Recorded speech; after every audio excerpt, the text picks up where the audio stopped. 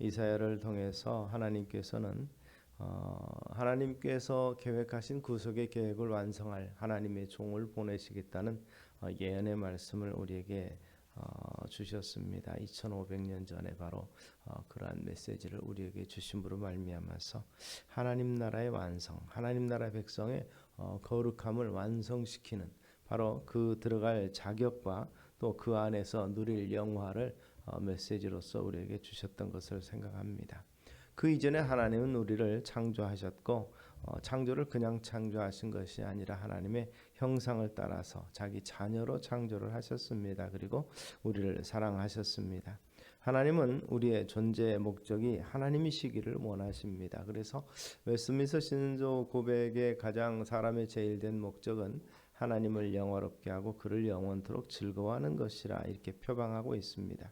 그래서 바울의 표현처럼 먹어도 주를 위해서 먹고 마셔도 주를 위해서 마시는 그러한 사람이 되기를 원하신다는 사실을 우리는 기억하시기 바랍니다. 우리는 이것을 생각할 때 이게 거룩한 의무다 이렇게 이야기하기도 하고 이것은 어쩔 수 없는 숙명 같은 것이다 라고 이야기할 수도 있지만 이 부분을 구체적으로 자세히 들여다보면 다른 표현을 하면 바로 이것이 사실은 하나님의 사랑이고 사랑의 표현이라는 것을 우리가 놓치지 말아서야 됩니다. 자기 자식이 아닌 자식에게 남에게나 구제와 긍휼적인 차원에서 잠시 베풀 수 있지만 평생 그를 책임질 수 있는 사람은 아무도 없습니다. 그러나 내 자녀는 부족하고 연약하고 때로는 우리의 마음에 들지 아니하고 우리 뜻을 거슬릴지라도 우리는 결코 그 자녀를 포기하지 않는 것처럼 하나님 아버지께서는 바로 우리가 범죄하고 하나님의 곁을 떠났다 할지라도 결코 우리를 버리지 아니하시는 그런 아버지 하나님이시고 그 하나님께서는 우리가 정말 이 하나님의 형상대로 만드신 그대로 온전하고 거룩한 모습으로 변화되고 성숙하고 성장하며 성화되어서 하나님 옆에까지 오기를 원하시는 거예요. 바로 그것이 하나님이 원하시는 우리를 향하신 하나님의 뜻이라는 것입니다. 그래서 그 관계를 바로 사랑이라고 말하는 거예요. 사랑하지 않으면 징계도 없고 사랑하지 않으면 외아들을 아끼지 아니하고 내어주시기까지 희생하지도 않으셨다는 것을 우리가 전제를 한다면 바로 이것이 우리에게 의무로 다가오고 우리에게 월무처럼 무겁게 느껴지는 것조차도 바로 그 하나님의 사랑에 기인한 것이라는 걸 우리가 인식하게 되면 그 사랑의 고마움을 알게 되죠.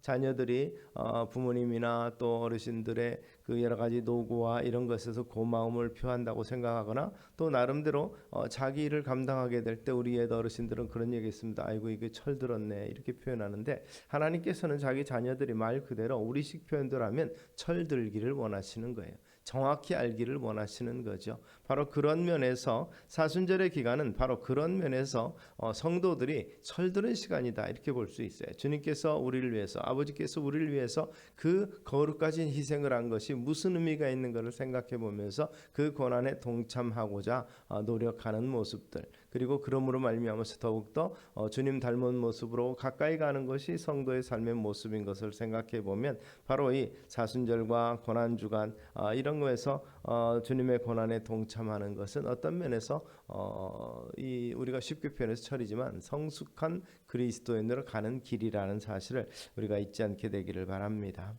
그래서 사도 바울은 고린도전서 13장 13절을 통해서 믿음, 소망, 사랑 이 세 가지는 항상 있을 것인데 그 중에 제일은 사랑이라. 그 사랑을 하나님 아버지께서 우리에게 먼저 보여주셨다고 성경은 이야기하고 있습니다.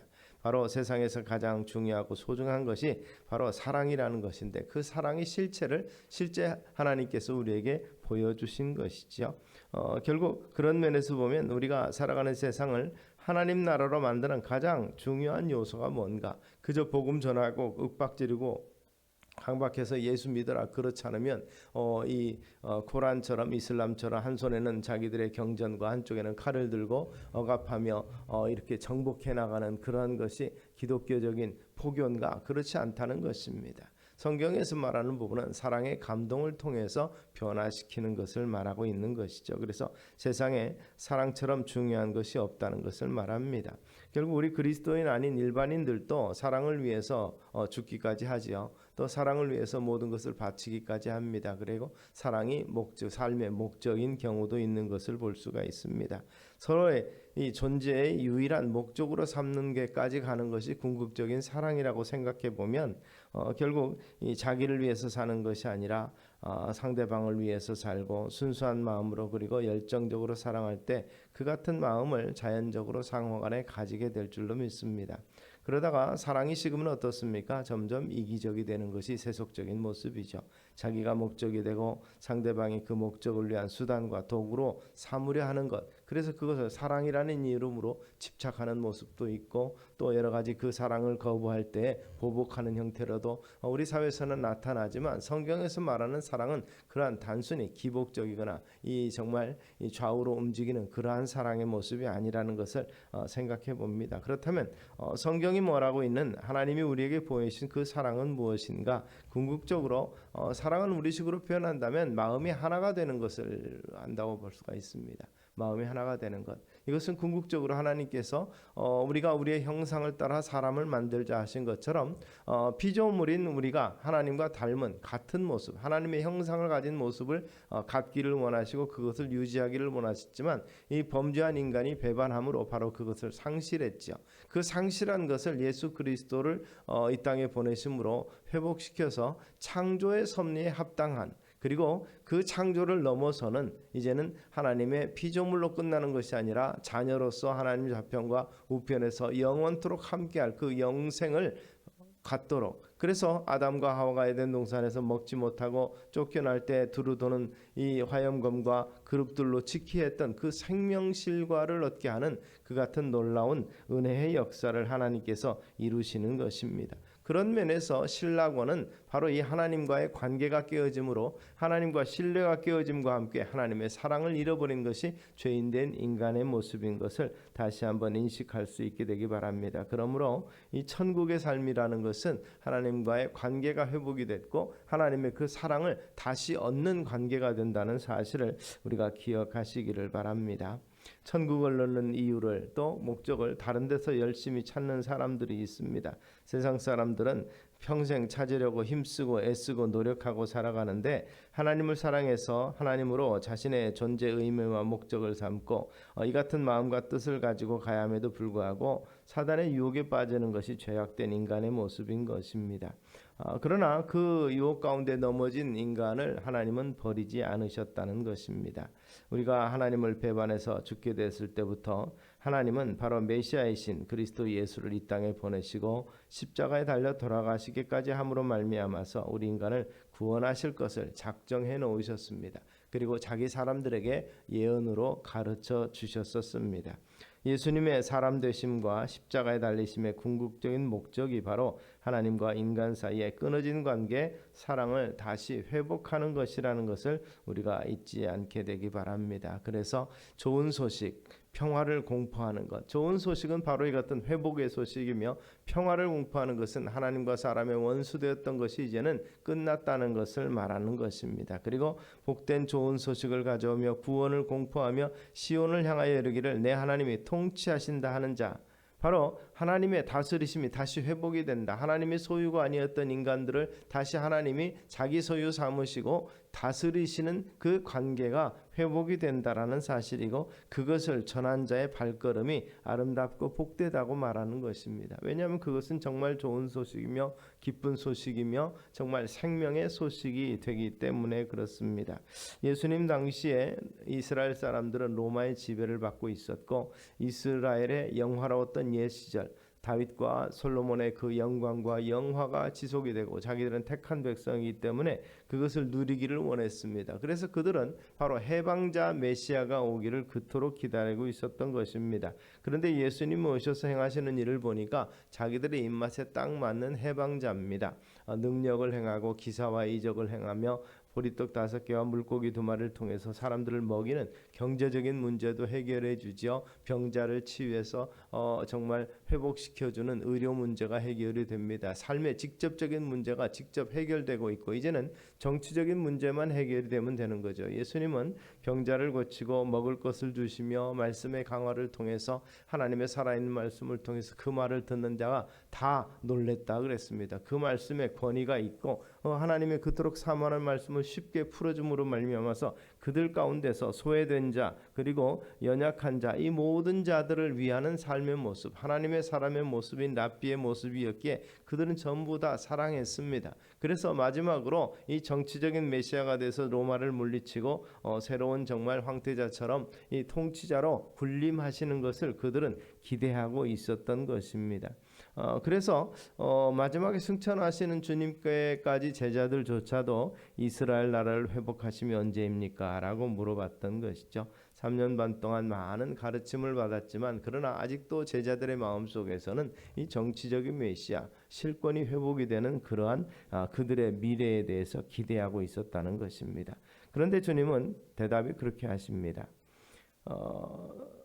그때와 시기는 너희 알 바가 아니라고 말씀하시고 그리고 오직 너희에게 성령이 임하시면 땅끝까지 하나님 나라의 증인이 되리라 하고 말씀을 하신 겁니다. 하나님 나라의 회복이 언제 됩니까? 라고 물어보는 그들의 질문에 대해서 너희가 그 하나님의 나라 회복을 위해서 일하기 위해서 택함을 받았다고 말씀하는 거죠. 너희가 전하는 것이 곧 하나님 나라의 확장이라 이렇게 말하고 있는 것입니다. 바로 이런 부분이 바로 성경에서 말하고 있는 하나님 나라, 그들이 생각했던 정치적인 메시아가 하나님의 통치권을 회복하는 것이 아니라 하나님이 다스리시는 것, 하나님의 주권이 있는 모든 것이 하나님의 나라며 그것을 땅끝까지 전파하고 그것이 세워지도록 하는 것이 제자들의 소명이며 사명이라는 말씀을 해주신 것입니다. 그래서 오직 너에게 성령이 임하시면 땅끝까지 하나님 나라의 증인이 되리라. 이 말은 하나님 나라를 증거하고 하나님 나라가 세워지는 것을 보는 목격자들이 될 것이다. 이 말씀인 것입니다. 그래서 예수님의 경제적인 메시아를 기대하는 사람들, 또 치료자로 생각하는 사람들, 물론 치료하셨습니다. 그러나 치료가 목적이 아니었고 경제적인 회복이 목적이 아니었습니다. 들에 있는데 먹을 것이 부족한 그들을 긍휼히 여기시고 너희가 먹을 것을 주어라 말씀하심으로 바로 그 같은 이적을 일으키셨지만 그러나 그거 위에서 오신 것이 아니라는 것입니다. 물론 하나님은 그것이 가능하신 분입니다. 광야 이스라엘이 40년 동안 만나를 먹고 살았던 것을 생각해 보면 하나님의 전능하신 능력으로 그거 못 해주실 것은 아닙니다. 그러나 주님 오신 것이 그것이 목적이 아니라는 것을 분명히 공생의 기간 동안에 밝히시면서 일하셨던 것을 생각해 보면 바로 이 오병이어의 기적을 계속 일으킴으로 말미암아서 경제 문제를 해결해 주는 것이 예수님의 오심의 목적이 아니었다는 사실을 생각합니다. 우리는 성경을 보면서 그 당시 사람들의 어리석음을 질타하지만 오늘날 우리도 비슷하지 않은가 생각을 해보시기 바랍니다. 예수 믿는 목적을 치료를 목적하는 사람들이 있습니다. 아프니까 예수 믿고 회복되기를 원하고 어렵고 힘드니까 예수 믿고 형통하기를 원하고 그리고 요한 3서에 나타나는 그런 면에서 영혼이 잘됨 같이 범사에 잘되고 형통하기를 원하노라 말씀 참 좋아하잖아요. 그런데 사실 그것은 이 영혼이 잘됨 가치가 가장 우선적인데도 불구하고 영혼의 잘됨처럼 하고 이야기하고 그것이 되면 그 다음 거는 당연히 따라오는 것처럼 생각하되 그것이 목적이 되어버리는 수가 있습니다. 영혼이 잘되면 목적이 바로 이 다른 여러 가지 세박자 구원이라든지 이런 것처럼 우리의 삶의 평안과 융통과 형통과 이런 것들이 사실상의 목적인 것처럼 우리가 생각하실 수도 있는데 성경은 그렇지 않다고 말하고 있는 것입니다. 사실 이 복음이라는 말에 대해서 다양하게 표현이 됩니다. 특별히 가난한 자에게 빵과 물질적인 경제적 안정이 축복이고 곧 그것을 나눠주는 것은 복음이죠. 그리고 또한 이 치료가 힘든 난치병들 이런 병으로 고생하는 사람에게 건강이 회복된다는 것은 정말 복음입니다. 복된 소식이죠. 그보다 더 기쁨의 소식은 없을 것입니다. 그러나 분명한 것은 해방이 되고 경제적으로 안정이 되고 풍족해진다고 또 모든 병에서 나음을 입어서 건강하고 장수하게 된다고 해도 모든 삶의 문제가 다 해결되고 풀리는 것은 아니라는 것입니다. 바로 그런 것을 생각해야 되는 것이죠. 포로가 돼서 자유를 잃어버리는 것은 참으로 힘든 일이지만 그러나 자유 누린다고 해서 구원과 행복의 문제가 다 해결되는 것은 아니라는 것입니다. 경제적인 문제가 해결되어 부자가 된다 해도 모든 문제가 다 해결되는 것이 아니라는 것을 우리가 안다면 그 다음에는 내 영혼이 잘됨 가치에 대한 의미를 우리가 분명히 알아야 되는 거예요. 무병장수한다고 그래서 그거 자체가 우리 인간의 구원이 되는 것은 아니라는 것을 우리가 분명히 인식할 수 있게 되기를 바랍니다. 세상 일이 잘 풀리지 않고 그리고 육체에 질병과 장애가 있다고 해도 영혼이 잘 되면 그와 같은 핸디캡이 극복이 된다는 사실입니다. 영혼이 잘 되면 그 같은 문제에도 불구하고 하나님 나라의 삶을 사는데 아무런 문제가 없다는 것입니다. 그러나 영혼이 잘 되지 않으면 범사가 아무리 잘 되고 육체가 아무리 강건해도 하나님 나라 안에서의 삶을 살 수가 없는 것입니다. 그래서 범사가 잘 되고 강건해지는 것의 한계라는 것을 우리가 아셔야 될 것입니다. 주님이 이 땅에서 메시아로 오셔서 죄로 말미암아 죽게 된 우리를 구원하기 위해서 오셨습니다. 이 땅에 사역하시는 동안에 많은 기사와 이적으로 사람을 먹이시기도 하고 특별히 많은 병자들과 장애를 가진 분들을 고쳐주시기도 하셨습니다. 그러나 그럼에도 불구하고 이것이 주님의 주된 메시아 사역이 아니었음을 한 번 더 기억하시는 우리 주님 되시기 바랍니다. 마지막 때가 바로 되기 전까지 주님은 기적을 베푸시고도 그 자리를 피하셨습니다. 그 피하신 이유를 우리는 짐작할 수 있는데 죄로 말미암아 죽게 된 우리를 구원하시는 그러한 사역이기 때문에 그러한 것을 인식하고 그러한 메시아 목적으로 생각하는 사람들의 잘못된 인식관을 갖춰주기 위해서 결국 아무에게도 말하지 말라. 기적을 베푸시고도 입을 단속을 시켰고 사람들에게 기적을 베푼 다음에 조용히 그 자리를 피해서 다른 곳으로 가집니다. 그러니까 백성들이 무리를 지어서 예수님을 따라다니면서 왕 되시기를 우리의 왕으로 오시기를 자꾸 요구했던 그러한 모습을 우리가 발견할 수가 있는 것입니다. 바로 그런 부분에 대해서도 제자들도 어떻게 보면 굉장히 마음에 욕심이 생깁니다. 그래서 서로 다툼을 가졌죠. 누가 주님 그 나라에서 좌편과 우편에 앉을 것이냐. 가장 큰 권세를 가질 사람이 누구냐, 가장 큰 명예를 가질 사람이 누구냐고 자기들끼리 다툰 모습을 통해서 그들이 얼마나 백성들만이 아니라 제자들까지라도 이 메시아가 정치적인 메시아로 오셔서 그리고 실제 정치적인 부분이 회복이 된다 안 된다 할지라도 사실 기사와 이적을 행하면서 능력을 행하는 따르는 백성들이 있는 한에서 그 백성들과 함께 있을 때 좌편과 우편에서 권세를 누리는 것이 얼마나 대단할 것인가, 이것에 대한 인간적인 생각들이 제자들에게 있었던 것을 우리는 발견하게 되는 것입니다. 그런 면에서 오늘 본문은 여호와께서 시온으로 돌아오실 때라고 말씀합니다. 그 좋은 소식을 우리에게 가져다 주시는 분이 우리를 누구든지 하나님께로 돌이켜서 돌아오면 모든 죄가 사함받고 자녀가 되고 하나님의 모든 자녀들은 그 권세를 누리게 될 것이라는 것, 그분이 돌아올 때 다시 오겠다고 약속하신 그 주님처럼 승천하신 것처럼 본 그대로 다시 오셔서 세상의 완전한 통치자로 오실 그 날이 분명히 있을 것이라고 말하는 것입니다. 그런 면에서 그렇게 될 때 예루살렘에 황폐된 것이 다 복구되고 회복될 것이라고 말씀합니다.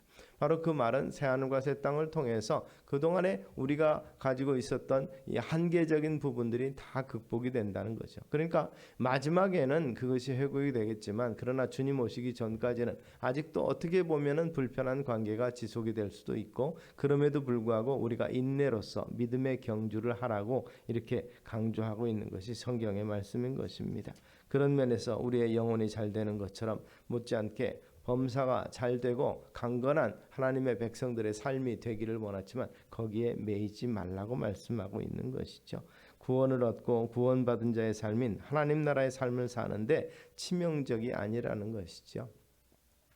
그런 면에서 어떤 분이 그런 얘기를 해요. 강대상에서 설교를 하면서도 건강이 좋지 않은 부분을 이야기합니다. 그러나 사실 자기의 소망하는 바는 건강해져서 더 열정적으로 사역을 하고 감당하면 좋겠지만 그럼에도 불구하고 그렇지 않을지라도라고 그는 고백을 합니다. 그러면서 칼빈의 예를 들어요. 요한 칼빈은 종교개혁을 통해서 자기 삶을 다 바치고 마지막까지도 최선을 다했습니다. 그런데 마지막 적어도 6개월 이상은 예배드리러 설교를 하러 나오면서 요즘 말하면 그 손으로 만든 가마, 수제 가마죠. 흔히 말하는 가마 형태를 갖춘 것이 아니라 공사장에 쓰는 것 같은 짐을 나르는 단카라고 표현되는 것, 그런 손수레를 손가마를 타고 예배당으로 향했고 결국 높은 포디움에 앉지 못해서 올라가지 계단을 오르지 못해서 밑에서 탁자에 앉아서 메시지를 전했습니다.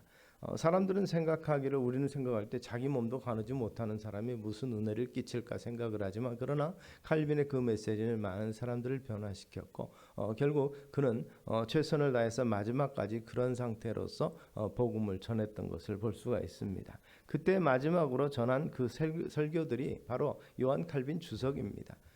칼빈이 설교한 것들을 모아놓은 것이 칼빈의 주석으로서 신학생들에게서는 어떤 경전과 같은 것이었었는데 바로 그런 부분들을 보면서 마지막까지도 자기 건강과 상관이 없이 복음 전파와 하나님 나라의 복음을 위해서 힘썼던 그분의 메시지를 우리가 생각을 해봅니다. 결국 그는 이 범사에 강건하고 그러한 모습보다도 더 중요한 영적인 의미를 강조를 했었고 실체적인 삶을 우리에게 보여준 존재라는 것을 우리가 기억하실 수 있게 되기를 바랍니다. 누구에게나 빠짐없이 허락해 주시는 영혼의 잘됨 얻으면 세상 일이 좀 잘 되지 않아도 그래서 하박국의 기도와 감사가 우리의 감사가 될 수 있음을 결코 놓치지 않게 되기를 바랍니다. 무화과나무 열매가 없어도 외양간에 소가 없어도 아무 상관없이 구원의 기쁨과 즐거움을 누릴 수 있고 하나님 나라의 축복을 누릴 수 있다는 사실입니다. 우리는 부족하면 불편해합니다. 그 부족하면 불편해하는 사실은 이미 이스라엘 백성들이 광야를 통해서 우리에게 실증적으로 보여줬습니다. 그들은 뭘 원했습니까? 애굽의 고기가 마게트를 원했고 마늘과 부추를 생각하면서 애굽으로 돌아가자 하고 끊임없이 불평하고 불망했던 모습들이 있습니다. 그들에게 그것이 충분했던 애굽 생활은 무엇이었습니까? 종된 생활이었습니다. 그래서 그들은 궁극적으로 부르짖었습니다. 여호와 앞에 부르짖었더니 여호와께서 구원자를 보내주신 것이에요. 모세를. 바로 그것은 그들을 망각하고 있는 것입니다. 육체가 안전하고 육체가 평안하다고 해서 영혼이 평안되는 것, 영혼이 형통한 게 아니라는 사실은 그들은 경험을 통해서 알고 있으면서도 깨닫지 못했고 오늘 우리도 그 같은 이 역사적인 사실을 보면서도 깨닫지 못하는 경우도 있다는 사실을 우리가 기억하실 수 있게 되기 바랍니다. 하나님 나라는 언제 열립니까? 높은 산이나 거친 들이나 초막이나 궁궐이나 상관없이 주 예수 모신 곳이 어디나 하나님 나라라고 우리가 찬양하는 것처럼 이 같은 영적인 체험이 우리 가운데 있게 되기를 주의 이름으로 축원합니다. 아직은 조금 부족합니다. 아직은 좀 불평합니다. 질병 때문에 고생할 수 있지만 세상 일이 잘 풀리지 않아 힘들 수는 있지만 그것 때문에 하나님 나라의 영광과 기쁨을 놓치는 어리석음이 우리 가운데 있지 않게 되기를 바랍니다. 하나님 때문에 예수님 때문에 비록 우리의 삶의 자리가 높은 산과 같고 초막과 같고 거친 들과 같아도 하나님 나라의 축복을 찬양할 수 있는 그 같은 은혜와 복을 우리 함께 누리시게 되기를 주의 이름으로 축원합니다.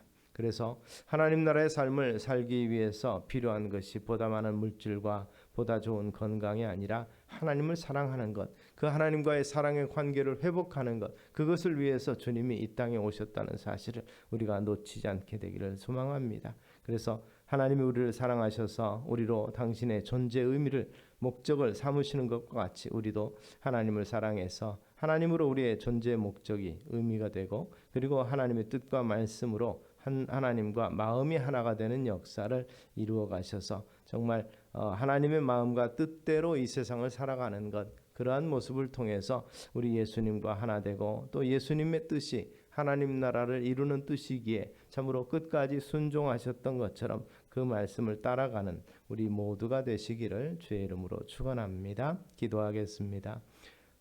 사랑과 은혜가 많으신 아버지 하나님, 우리 모두가 마음을 다하고 뜻을 다하고 정성을 다해서 우리 아버지 하나님을 사랑하고 하나님으로 존재의 의미와 목적을 삼고 하나님의 마음과 뜻을 우리의 마음과 뜻으로 삼아 살기를 결심하는 우리가 되게 하여 주시옵소서. 범사도 잘되고 육체도 강건하기를 바라지만 그러나 그보다도 먼저 하나님 때문에 언제나 하나님 나라의 삶을 사는 우리가 되게 하옵소서. 예수님 이름으로 기도드리옵나이다. 아멘.